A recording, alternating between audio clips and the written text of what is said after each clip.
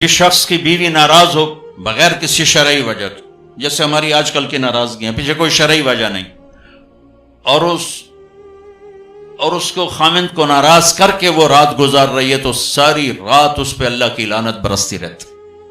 Balance کیا دونوں کی۔ ہاں، مرد کو زیادہ ذمہ دار ٹھہرا ہے، اس میں کوئی شک نہیں، کہ کسی کی بیٹی کو لے کے جانا کوئی چھوٹی ذمہ داری نہیں ہے، اور شریف زادیوں کی جہاں ڈولی اترتی وہیں سے ان کے جنازے اٹھتے ہیں، گھٹ گھٹ کے مر جانا ان کی سرشت میں ہوتا ہے۔ طلاق ہمارے یہاں ایک لعنت ہے کہ گزارا نہیں ہوتا تو بھی کر گزارا، نہیں ہوتا کر گزارا۔ ایسے موقعوں کے لیے تو اللہ نے جدائی کر رکھا۔ میں اپنے گاؤں میں تھا، ایک بچی رات کو دیہات، رات کو چھوٹا بچہ لے کر، وحشت زدہ، ارے کہاں سے آئی ہو؟ کہ میں فلاں جگہ، میں نام لیں فلاں جگہ سے آئی ہوں۔ کیا کرنا ہے؟ کہا جی مجھے میرے خامد سے بچاؤ، مجھے طلاق لے دو۔ میں نے کہا بیٹی اپنے ماں باپ سے کیا، میرے پاس کیا کرنے آگی؟ کہا جی وہ کہتے ہیں تو نے طلاق لی تو ہم تمہیں قتل کر دیں گے، اور میرا خامد روزانہ مجھے مارتا ہے، آج تک کوئی دن نہ گنے، روز مجھے مارتا ہے، اللہ کے واسطے میری جان بچاؤ۔ کہا بیٹی میں کیا کر سکتا، میرے پاس آنسوؤں کے سوا کچھ بھی نہیں، میں تو یہ دعا کر سکتا ہوں، رو سکتا ہوں، اور میں کچھ نہیں کر سکتا، میں تمہارے خاندانی معاملات میں کیسے دخل دوں؟ ہاں میرا کوئی رشتہ ناتا ہوتا تو پھر میں کوئی دخل دیتا، لیکن میں تمہیں جانتے نہیں تم کون ہو۔ البتہ میں نے اس نے کہا چلو میرے کسی بھائی سے بات کہا، میں نے اس کے بھائی سے تھوڑی سی بات کی، بھائی اپنی بہن کا خیال کرو، آگے میں نے کچھ نہیں کہا۔ یہ میرے معاشرے کے سلگتے ہوئے مسائل ہیں، یہ دکھتی ہوئی رگیں ہیں، یہ بھڑکتی ہوئی آگ ہے جس نے در و دیوار کو خس و خاشاک بنا دیا ہے کہ ہم زبان کا بولنا جانتے، کاروباری ڈیلنگ جانتے ہیں، بیوی سے کیسے بولنا ہے، بیٹے سے کیسے بولنا ہے، کہ معذرت کے ساتھ آج کل کی اولاد بھی نافرمان ہے، لیکن نافرمان بنانے میں ماں باپ کا بھی بہت بڑا ہاتھ ہے، کہ وہ اولاد کو سمجھتے ہیں جیسے گائے بیل ہے، جدھر باندھ دو جدھر کر دو۔ ابھی چند دن پہلے وہ باؤں ہمارے گھر پہنچ گئی، میرے گھر کو پہنچ کہ جی وہ ماں باپ شادی کرنا چاہتے ہیں اور میں وہاں نہیں کرنا چاہتی، اور میرا باپ کہتا ہے تم مر جا میرے لیے، میں یہیں کروں گا اور کہیں نہیں کروں گا۔ اس کی عمر اتنی زیادہ ہے، میری عمر یہ ہے، 20-25 سال کا 20 میں فرق ہے، کہ میرا ادھر ہی کرنی ہے، نہیں تو تیری نہیں کرنی، بیٹھی رہو۔ یہ والدین کا جبر ہے۔ تو میرے نبی پاک صلی اللہ علیہ وسلم نے ایک خوبصورت طریقہ زندگی سکھایا، گھروں کو آباد کر کے بتایا۔ وہ طریقہ جو بھی اپنائے گا اس کے گھر میں خوشحالی ہوگی، خوشی ہوگی، خوشی۔ اور اس کا ایک لفظ ہے، ایک دوسرے کو برداشت کر۔ یہ آتے ہی بیوی میری غلام بن کے چلے، میں حاکم ہوں، اور بیوی آتے کہ ہونی تھے میری چلے گی، تیری ماں دی نہیں چلے گی، تو سوائے پھر بھڑکتی آگ کے کچھ بھی نہیں ہوگا۔ رشتوں کو میرے بھائی بہنوں صرف برداشت سے چلایا جاتا ہے، رشتوں پر مسلط ہو کے رشتے آباد نہیں ہوتے، جھکنا پڑتا ہے، سہنا پڑتا ہے، دبنا پڑتا ہے۔ جو دبنا سیکھے گا اللہ کی قسم اس کی زندگی خوبصورت ہو جائے گی۔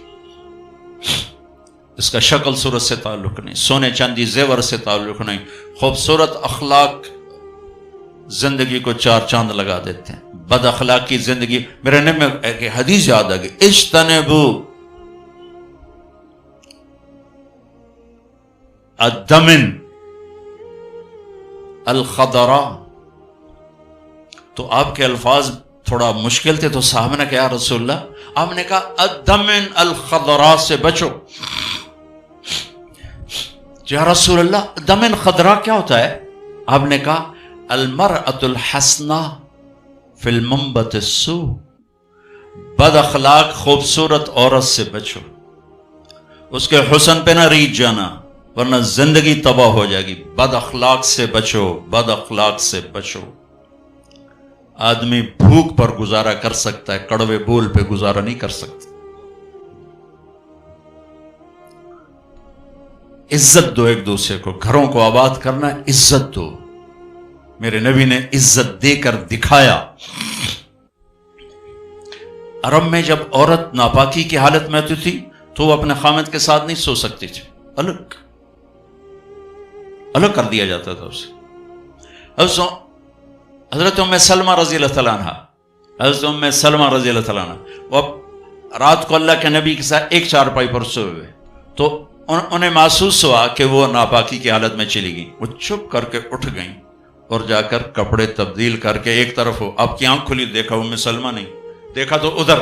اللہ کے نفس تھی، لگتا ہے تجھے مینسس کا، جی ہاں، کہا ادھر میرے پاس ہی آ کے لیٹو. دوبارہ اپنے پاس آ کے ان کو لٹایا. یہ عزت ہے جو میرے نبی نے اپنے گھر والوں کو دی ہے. جہاد کا سفر تھا، جہاد کا، اور قافلہ چلنے لگا. حضرت عائشہ بیٹھ گئیں، ٹھیک، تو یوں دیکھا تو گلے میں ہار کوئی نہیں. تو انہیں کہا یا رسول اللہ میرا تو ہار گم ہو گیا. تو آپ کہتے تجھے ہار کی پڑی، ادھر جہاد کا سفر ہے، چل. آپ نے کہا چلو بھائی عائشہ کا ہار ڈھونڈو. سارے لشکر کو ہار ڈھونڈنے پہ لگا دیا. اور ڈھلتا سورج ٹھنڈا ہو گیا تھا جب سفر کی تیاری ہو رہی تھی، تو شام ہو گئی، ہار نہیں ملا. تو اب مغرب پڑی، عشاء پڑی، تو اندھیرا چھا گیا، سفر پہ نہیں ہو سکتا، صبح ہی سفر کرنا. فجر کا وقت داخل ہوا، پانی کوئی نہیں. پانی ان کا پانی آگے تھا جہاں انہوں نے پہنچنا تھا. اب پانی کوئی نہیں، نماز کیسے پڑھیں گے؟ تیمم کی ابھی آیت کوئی نہیں آئی ہے. تو سارے لوگ ابو بکر کے پیچھے پڑ گئے، تیری بیٹی کی وجہ سے نا آج یہ دن دیکھنا پڑ رہا ہے.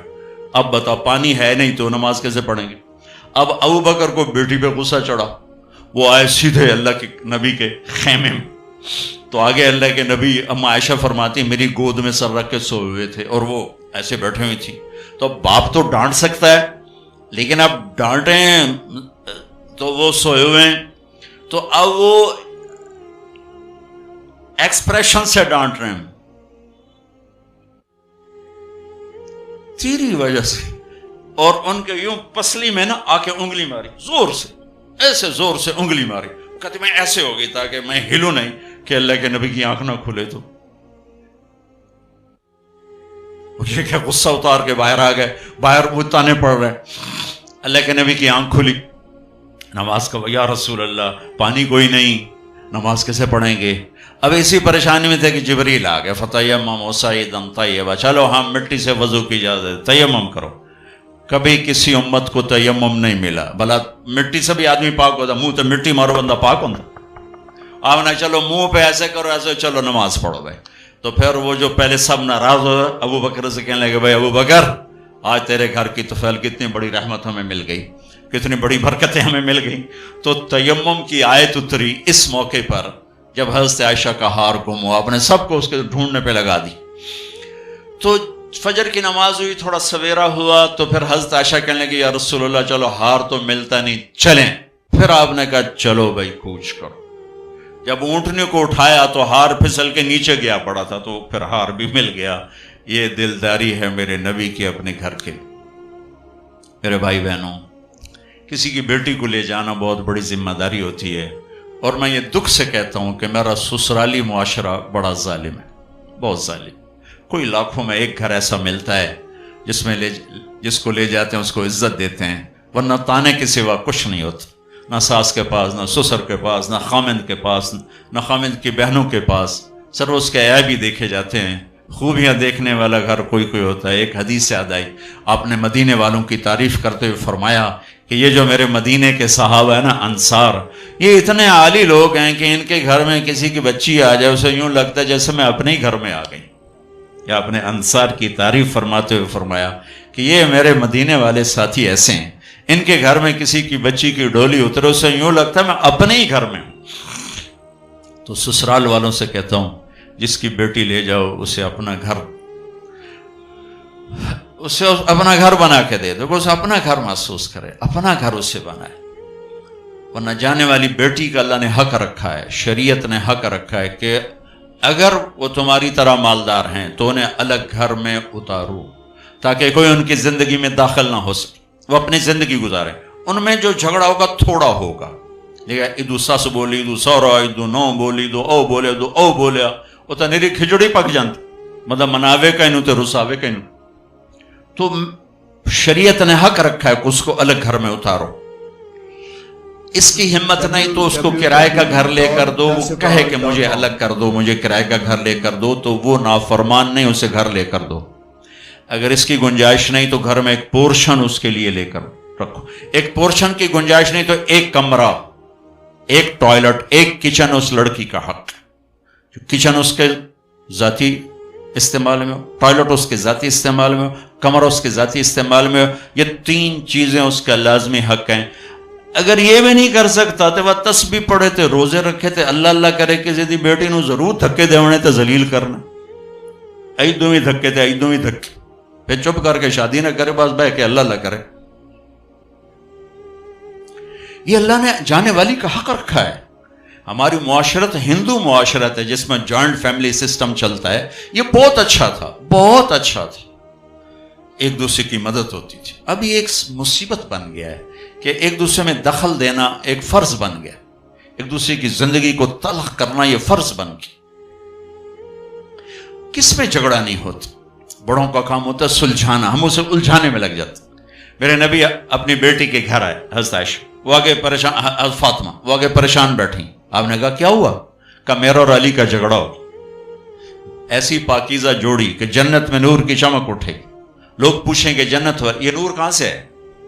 تو فرشتے کہیں گے اوپر کی جنت میں علی و فاطمہ مسکرائے ہیں, ان کے دانتوں کے نور سے نکلے نور نے جنت کو روشن کر دیا ہے. یہ اتنا بڑا جوڑا ہے. لیکن دنیا ہے. آپ نے کہا علی کدھر گئے؟ یہ باہر نکل گئے. آپ ان کے پیچھے گئے, دیکھا تو مسجد میں سوئے تھے. ان کو کہا ابو تراب اٹھو, یہ ٹائٹل یہاں دیا, ابو تراب اٹھو. ان کو لے کر آئے, گھر تشریف لائے, زمین پر لیٹ گئے. علی کو دائیں طرف لٹایا اور فاطمہ کو بائیں طرف لٹایا. علی کا ہاتھ پکڑ کے اپنے پیٹ پر رکھا, ادھر سے فاطمہ کا ہاتھ پکڑ کے علی کے ہاتھ پر رکھا, اور بیٹی کے ہاتھ کے اوپر اپنا ہاتھ رکھا. اب یہ علی کا ہاتھ, یہ فاطمہ کا ہاتھ, یہ میرے نبی کا ہاتھ علیہم الصلوات و تسلیمات, ٹھیک. اور فرمایا بولو بھائی ہماری صلح ہوگی. پوچھا نہیں کی لڑائی, اے جڑے پوچھنا لیں ہو لڑا کے آ جان, تو کیا کیا, ابھی تو کیا کیا, او ڈھیر لاڑ لوڑ کے ویلے ہوئے بیٹھے. تو میرے نبی نے پوچھا نہیں ہاں بھائی تو کیا کہتا اور تو کیا کہتی. میرے نبی نے یہ کیا اور کہا علی فاطمہ کہو ہماری صلح ہو گئی. دونوں نے کہا یہ ہماری صلح ہوگی, ٹھیک ہے. پھر آپ نکلے خوش خوش, چہرہ نورانی. صحابہ نے عرض کیا رسول اللہ آج آپ بڑے خوش نظر آ رہے. کہا میں علی و فاطمہ کی صلح کرا کے آ رہا ہوں. یہ بڑوں کا کام ہوتا ہے. اب لڑکی والے اپنے اٹھا لیتے ہیں, کمر کس لیتے ہیں سوٹے, اور ادھر لڑکے والے اپنے سوٹے کس لیتے ہیں, بچے کی زندگی برباد ہو کے رہ جاتی. جوڑنے کی بجائے دونوں طرف توڑ چکے. نہ قرآن کا پتہ ہے نہ سیرت کا. دیکھو میں ہاتھ جوڑتا ہوں, قرآن پڑھو, اپنے نبی کی زندگی پڑھو, تاکہ ہمیں اور آپ کو پتہ تو چلے کہ زندگی کیسے کیسے ہیں, زندگی گزارنی کیسی. میرے نبی سے پوچھ کے موت آئی, پوچھ کے موت آئی. واحد ہستیاں جن سے موت پوچھ کے آئی, ٹھیک ہے. 12 ربیع الاول 11 ہجری 7 جون 633 عیسوی جبریل اندر آئے. یا رسول اللہ باہر ملک الموت کھڑا ہے, اندر آنے کی اجازت چاہتا ہے. یہ وہ دربار جہاں موت پوچھ کے آئی. تو آپ نے کہا آ جائے. ملک الموت اندر آیا, کہا السلام علیکم یا رسول اللہ.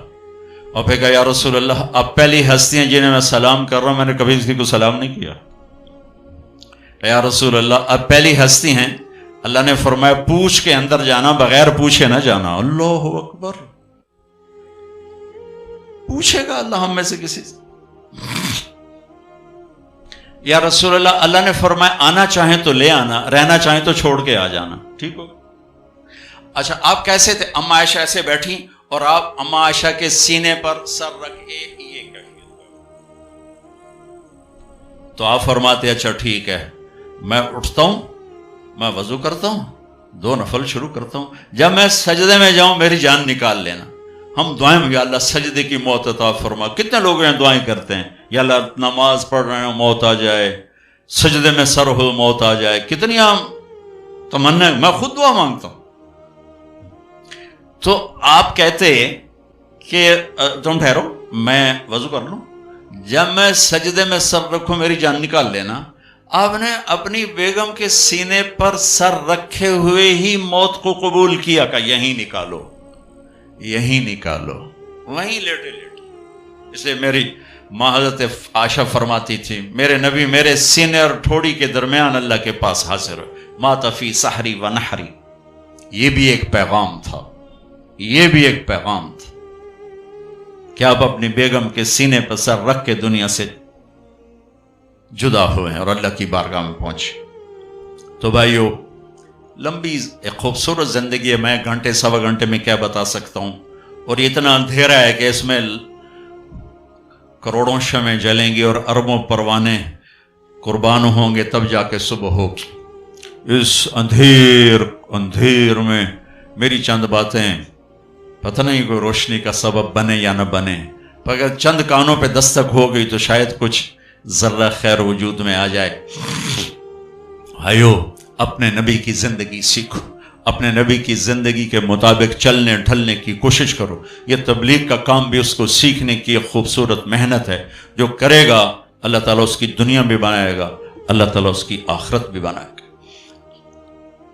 آخری بات یہ کہتا ہوں، اپنے گھروں کو آباد کرنا ہے تو اس زبان پہ قابو پانا سیکھ لیں، اس زبان پہ قابو پانا سیکھ لیں، اس زبان پہ قابو پانا سیکھ لیں.